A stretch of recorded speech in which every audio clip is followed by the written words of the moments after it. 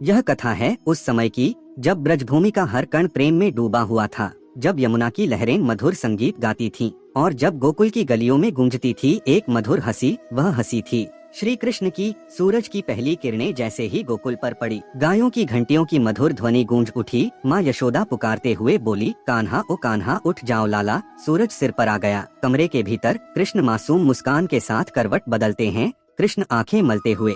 अभी तो अंधेरा है मैया। यशोदा हंस पड़ती हैं। यशोदा बोली, अरे नटखट बाहर देखो, तुम्हारे दोस्त कब से इंतजार कर रहे हैं। ग्वाल बालों के साथ बाहर खड़े हैं सुदामा, श्रीदामा और उनके बड़े भाई बलराम। बलराम ने कहा, कान्हा आज गायों को यमुना किनारे ले चलेंगे।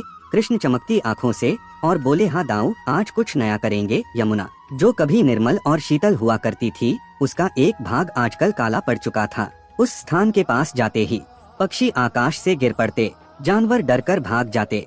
ब्रज में चर्चा थी कि वहाँ कोई भयंकर शक्ति वास करती है। एक ग्वालबाल डरते हुए बोलता है, कान्हा उस दिशा में मत जाना, कहते हैं वहाँ एक भयानक नाग रहता है। वह नाग था कालिया नाग, जिसका विष इतना प्रचंड था कि यमुना का जल भी काला हो चुका था। कदम वृक्ष के नीचे ग्वालबाल गेंद खेल रहे थे। अचानक गेंद उछलते हुए यमुना के उसी काले हिस्से में जा गिरती है।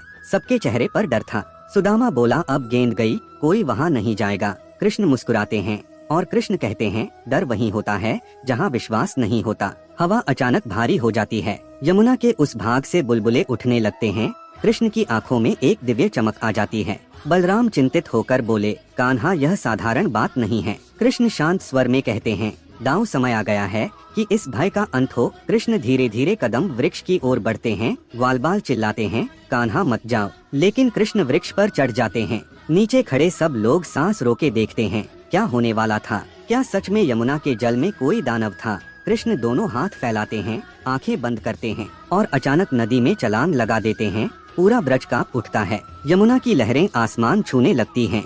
ग्वालबाल चीख उठते हैं, हे कान्हा, पानी में जैसे तूफान आ गया हो। काले बुलबुले सतह पर फूटने लगे, पेड़ों की शाखाएं हिलने लगी, आकाश पर बादल छा गए। बलराम मन ही मन सोच रहे, यह कोई साधारण शक्ति नहीं है। अचानक यमुना का जल दो भागों में बंटता है और उसमें से प्रकट होता है विशाल फनों वाला, लाल अंगारों सी आँखों वाला भयंकर विषधर कालिया नाग। उसकी फुफकार से जल उबलने लगता है।